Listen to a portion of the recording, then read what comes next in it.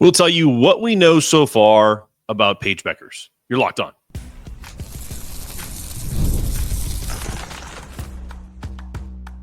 You are Locked On UConn, your daily podcast on the UConn Huskies, part of the Locked On Podcast Network, your team every day.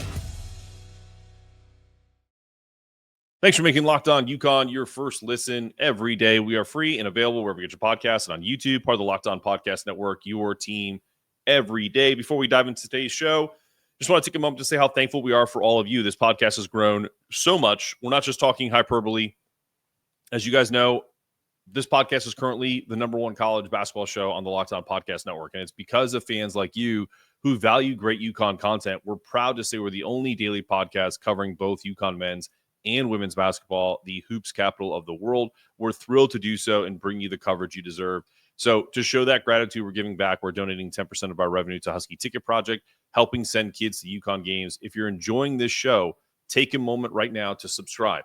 Click that button on the bottom of your screen. It should go click. And then if you want, you can even do a notification so you never miss a show. Follow it on Apple, Spotify, wherever. Leave a review. Reviews are key. If you're a fan of this show and you haven't left a review, please help me out. Give me a 5-star review wherever you listen. Thanks again for making Locked On UConn your first listen every day. Today's episode is brought to you by Gametime. Download the Gametime app, create an account, and use the code LOCKEDONCollege for $20 off your first purchase. Okay, the Paige Bueckers injury, I'm putting it in quotations, and what we know so far, right? So by now, we all know the story. Paige got dove into from a player on Villanova late in a game. She was getting ready to be subbed in. Some people are pissed off at Gino for not having her out of the game to begin with, but some people are also mad at the Villanova girl who's was saying that she's dirty or whatever. I get it. You guys are fans, and so am I. So I'm not trying to play big time you and say I'm above that. But even Paige wasn't enamored, and rightfully so. She was scared. She doesn't want anything to happen to her knee, especially with all the things that are riding on this season and then going into next year in the pros. And I'm not mad at the Villanova girl. I'm annoyed that the ref didn't call a foul, because that was a clear kind of non-basketball play, even though Chris Daly called it a basketball play. I beg to differ a little bit, and I'm not trying to give too much pushback to a Hall of Fame coach, but there's hustle and then there's excessiveness. But it is what it is, man. Like I played a brand of sports that some people might have called excessive, so I can't fault the girl. It's probably a basketball play. But here's what we know so far about Paige. There's been no official word from UConn. We should be getting it in about 2 hours. So by the time you're done with this show, please, check your phones. Understand that, in my recording schedule, couldn't wait till after the announcement to do this show. So we're absolutely going to do some speculating. But the speculation is good news, in my opinion, right? Gino Auriemma is scheduled to speak with the media today, like I said, Tuesday afternoon, ahead of Wednesday's game against Xavier. So we'll likely get some clarity from him. And while we can't say for certain how serious the injury is, because I hate even calling it an injury, it just looked awful. Gino sounded super optimistic after the game. You guys know this. He said she's pretty good. It's not the worst thing that we can imagine. He compared it to the AZ Fudd recent kind of minor sprain, but I actually think it's going to be less than that, which sidelined her for 3 games. Chris Daly, associate head coach, echoed Gino's sentiment, said I wouldn't call it an injury, kind of, again, mimicking my sentiments. She said it's a basketball play that happens. Well, that's not a definitive answer. It's a reassurance, and it's a reassuring tone from a coaching staff that's typically very cautious about what they say. And much like yesterday's show, we are speculating until we get official word later today. But from a source, Paige is fine. We heard she might have been a little bit more upset about the Vikings losing to the Lions than her knee having an issue. So, again, I think that fall was just fear, right? The girl diving into her. I think, she probably had the quote, "Here we go again," unquote, mindset. And I totally understand that, because when things start to domino effect and you feel like you can't get out of your own way of this crazy, just feeling as if this is always going to happen to you, there's got to be a lot of fear and anxiety that goes with that. So for what it's worth, Paige didn't seem too limited yesterday. She posted a video on Instagram from Madison Square Garden during the Knicks Magic game, promoting an NIL partnership with Verizon. And she she was walking around New York City and handing out new iPhones to all of her teammates. So I think the catastrophe was averted. I think that would be a perfect sentiment. And I, for one, if I was going to be out a long stretch. I wouldn't be celebrating walking the streets of New York City. So I think we're out of the woods there. That said, can't ignore the history of Paige. Anytime she goes down, especially involving that knee, there's always going to be a reason for concern. She's not just UConn's star. She's the most prominent face in women's college basketball. And her health impacts this team's season.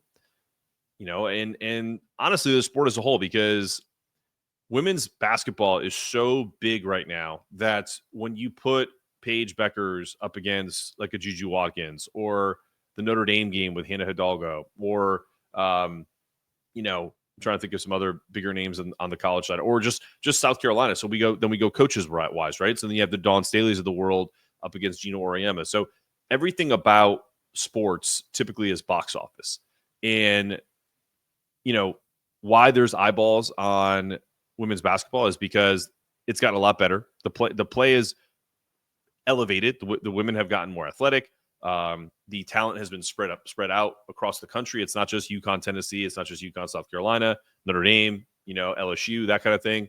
But there's also the aspect of people. These guys are superstars now. That really wasn't the case. Like, in Connecticut, it was. In Connecticut, you had Rebecca Lobo and Kara Walters and Jen Rosati. And then it goes, upward trajectory from there. But I'm talking about nationally and globally. So that said, as of now, all we can do is wait for Tuesday's update, which is later today.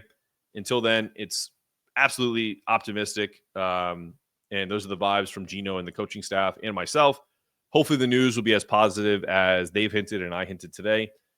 And when we return, we'll shift our focus to UConn's next steps with or without Paige. She may miss a game. We'll see. And how the rest of the roster is poised to step up if there's a minor absence. We'll talk about that coming up after the break. Attending the new 12-team college football playoff, I bet it's an incredible experience. And I'm sure it brings a ton of fans together like never before. I remember the excitement of past playoff games. At least I've done it in the NFL. This year it's college, so I haven't been able to go. But I can't imagine that it wouldn't be less exciting. I think the updated format and extra teams involved has made it phenomenal. So Game Time is your go-to if you're going to get tickets to the college football playoff. They have a feature called Gametime Picks that makes getting tickets for events even easier. It filters out the fluff to show you only incredible deals on great seats, so you don't have to waste time searching through thousands of tickets. I've always used Gametime Picks to find tickets for friends and family for upcoming games. I browse through deals with a breeze. I send them, hey, what do you think about this? This is a super deal in particular. That kind of stood out. I love that you can always send like the view of the seat. Like if I'm showing something to my wife, like if we're going to go to a show or something like that, a comedy show, I'll send her the seats. Like, what do you think about these tickets? So it's so easy to use. There's no surprise fees at checkout. Plus the on-time ticket delivery and the lowest price guarantee gives everybody that uses it a complete peace of mind. Take the guesswork out of buying tickets with Game Time. Download the Game Time app, create an account, and use the code LOCKEDONCollege for $20 off your first purchase. Terms apply. Again, create an account. Redeem the code LOCKEDONCollege for $20 off. Download the Game Time app today. Last-minute tickets, lowest price, guaranteed. All right, you're back on Locked On UConn with your host here, Mark Zanetto. So let's look ahead a little bit right here. Paige, her status is still up in the air. Again, find out in a couple hours. The big question now is, how does UConn move forward if she has to miss maybe a couple games? The Huskies are set to host Xavier on Wednesday at the XL Center in Hartford. And while the game is certainly winnable without Paige, as they all are in the Big East, it's clear the team is entering a stretch where other players will definitely need to step up. And I think that's something that Gino understands. Let's start with the lineup. If Paige isn't available, let's say for the Xavier game, the most likely candidates to fill her spot in the starting five are KK Arnold and Ashlyn Shade. Both sophomores are proven contributors who know how to handle the high-pressure situations. Last season, they were thrown into the fire when injuries depleted UConn's backcourt, and they thrived. Shade earned Big East Freshman of the Year, and Arnold has developed into a dynamic playmaker, and she's on one of her best stretches of the season so far, the last 2 games, and she's one of the team's best defensive players. Arnold, in particular, as I mentioned, has been on a tear. So her confidence is through the roof. Ashlyn's has kind of been more of a roller coaster because she's had the game against Iowa State, she was like a walking flamethrower. But then she had 0 points against Notre Dame. So you kind of can go either way with Ashlyn. I'd love to see some more consistency on her part. Obviously, you have Sarah Strong, who continues to exceed expectations as a freshman. Strong has been nothing short of phenomenal, averaging 17.5 points, 6.3 rebounds per game. She's a freshman. I'm gonna read those numbers again. 17.5 points per game, 6.3 rebounds per game as a freshman. She's not just putting up numbers. She's doing it with the poise and maturity and efficiency of a veteran. Gino said it the other day. No matter what Sarah does out there, it doesn't surprise me. And I shouldn't be surprised anymore, but I still am, because as good as she is, and as the stories I heard about her even before she got to UConn, it almost felt like too good to be true. But she's honestly, she's totally exceeded the expectations that I had for her. I thought she was going to be really good, and I thought she was going to be a nice complementary piece. But I mean, let's face it: if Paige misses like a game or two, and Sarah just kind of will move into essentially the dominant scorer on the team, because she is at times anyway. She would essentially be the focal point of UConn's offense, and honestly, she's 100% ready for it. And let's not forget about Aubrey Griffin. Gino recently said her expectation for return is around mid-January, so that's about a week away, and her comeback could be a game changer. She's a 6-year veteran. Griffin brings that versatility, experience, and most importantly, I think she brings a defensive edge that UConn will need as the season progresses. And while she might start off with limited minutes, as everyone has, AZ and others, her presence alone, as I mentioned about, like same with AZ, will give the team more options, especially in the front court. So before we look at the bigger picture, think about that. We talked about in the last show. Yeah, we talked about in the last show, AZ's presence. Just her presence on the court allows UConn to do so much more offensively. So when you think about Aubrey, even if she's not the scoring threat that she just isn't, but she's a feisty defender. She can grab off. She's a better offensive rebounder than Ice Brady. It also gives Ice a little more freedom to kind of come in and play with reckless abandon, because they have 3 people with 15 fouls to give. So that's what I hope she brings to the table. Whether it happens is, coming off of, an ACL and being, banged up before, she brings versatility, but she's also coming off of a pretty bad injury. So it's taken some time to kind of build her up. So I'm excited about her return, but I'm also cautiously optimistic, right? But again, looking at the big picture, this stretch of games could be an absolute blessing in disguise for UConn, because who of these 4 are going to provide resistance? Xavier, Georgetown, St. John's, and Seton Hall.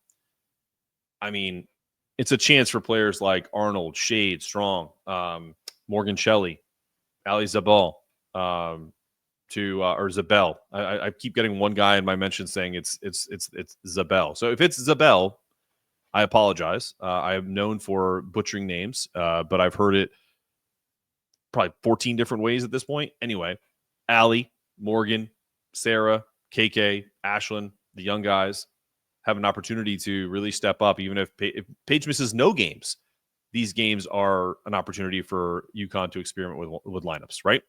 And the situation right now is nothing new for UConn. Over the past few years, they've dealt with injuries to Bueckers, AZ Fudd, Aubrey, Carolyn Ducharme, and they've consistently found ways to adapt, leaning on their depth and that next man up mentality. So, as Arnold said after Sunday's game, our potential is very high.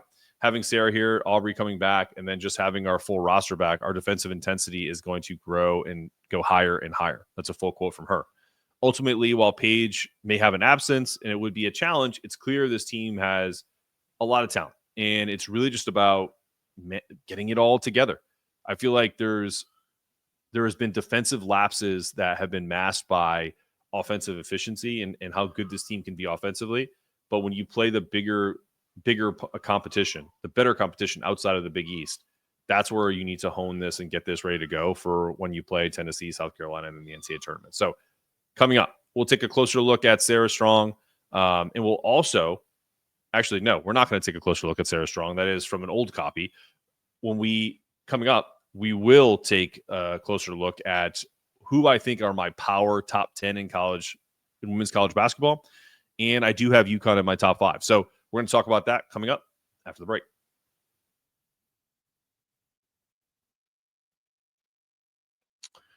From big upsets to game-winning drives, the NFL playoffs are better with FanDuel because right now, new customers can bet $5 and get $200 in bonus bets, guaranteed. That's $200 in bonus bets, win or lose. The FanDuel app gives you everything you need for live bets, same-game parlays, and so much more. Visit the website and share betting lines for your friends and your favorite teams. Mine is the Giants. I don't even think there's any betting lines because they're terrible. But if you're like a Bucks fan, they might be favored in their first game.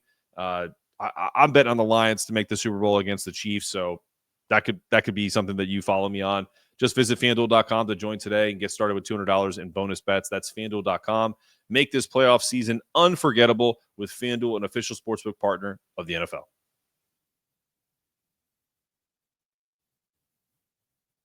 All right, you're back on Locked On UConn, last segment of the program. This is not the AP Top 25. This is Mark Zanetto's Power Top 10. As we continue to wait for updates on Paige, it's time to shift focus on kind of the bigger picture, if you will. I think I wanted to do this segment because it encapsulates all of women's basketball, the top 10 teams in the country, according to me, and my breakdown of the top 5 and the rest of the top 10 based on kind of current performances, key players, and really just where I think they are from a strength perspective. If you got UConn at 5, so I do have them at 5, so just be aware. So my top 5 teams in women's basketball right now, you can't knock UCLA off. Why number 1? They're unbeaten. They've been dominant. UCLA's Lauren Betts has been a force inside. Back-to-back stellar performances, 34 points, 18 rebounds, and 6 assists last week. Key wins, Big Ten victories over Nebraska and Michigan, with a next up game against Indiana on January 4th and at Purdue on January 7th. Number 2, should be no surprise, the South Carolina Gamecocks at 12-1. Their only loss is to my number 1, UCLA. Balanced and deep, South Carolina is led by Tahini Papayo, 11.4 points per game, and Ashlyn Watkins anchoring the defense with 2 blocks per game. They have a myriad of guards. They have freshmen contributing. They're a handful. They're on a quest for a 3rd consecutive undefeated SEC season. They're super athletic, and it starts now as they face against they play against Missouri. No, that's a past game. But anyway, they are dynamite program. Number 3, Notre Dame. Olivia Miles continues to shine, continues to shine, logging her 6th career triple-double last week. The Irish guard trio that we all love to hate. Really tough to stop. Hannah Hidalgo, Sonia Citron, and Olivia Miles. They're going to be tough, man. Like, if it wasn't for those 2 early losses, I think you could probably make an argument that they're, if not the best team in the country. I have them 3, so it's they're very capable of winning the national championship. So, in number 4, saw them up close and personal. USC, Juju Watkins, absolutely the real deal. She's one of the best players I've ever seen. And I know that she's known for her scoring, but the attention that she draws allows other players to get better. And she doesn't have to be as efficient as Paige. And I'm not saying she is, but her presence is very similar to Paige in that respect, or like a Caitlin Clark, because there's so much attention on her and not letting her go for like 50 that, defensive lapses happen, spacing is less. And like Kiki Arifa killed us in the game that she played against us. So, she provides that mentality for the other team that is like, okay, well, we're going to stop Juju. I think most really good coaches are starting to go with the thought process of, if there's one really good star, one focal point that this team runs all of their offense through, it's not the end of the world for them to go crazy and score a bunch of points. You just can't let everybody else go nuts too. I think that's really smart coaches are starting to realize that there's like no way one player can beat 5. So anyway, I digress. UConn at number 5, obviously 12-2. We talk about them all the time. Sarah Strong, just dominant. Obviously, even without AZ for a while, I think they're a top 7-6 team in a country. But I'm putting them ahead of the Texas Longhorns because I just think UConn's a better team. I think Texas has a better record. They're 13-1. They're the same loss as us, Notre Dame. They really don't have any other tougher games that they played. They've really just kind of picked on mediocre talent so far. So that's where I have them. Number 7, I have Maryland, the Maryland Terrapins, 12-0. Strong non-conference wins and undefeated so far in the Big Ten. Kalen Smickle, a Rutgers transfer, leads the team with almost 19 points per game or 18 points per game. And then number 8 and rising, because you can love her or hate her, but Kim Mulkey is got her LSU Tigers 15-0. They've had their moments where they've struggled against weaker teams, but Anissa Morrow has been dominant, 18.4 points and 14.3 rebounds per game. They could make some noise in March. They're an interesting team. And then number 9, I have Oklahoma, 12-1, 2 wins over ranked opponents. Reagan Beers shooting 69.3% from the field. I think Oklahoma is an absolute sleeper in the SEC. And number 10, another undefeated team, Ohio State. Some pretty decent players on that team, and that's what I have so far. Kind of going deeper into why I ranked UConn above Texas, even though Texas is higher ranked in terms of like the AP and other places. I just think UConn has a deeper roster. Players like KK, Ashlyn, AZ, ready to step in alongside Sarah, and then Paige, obviously, when healthy, they just have a better top 5, top 7, in my opinion, to close out the season. So I look forward to seeing what the future holds.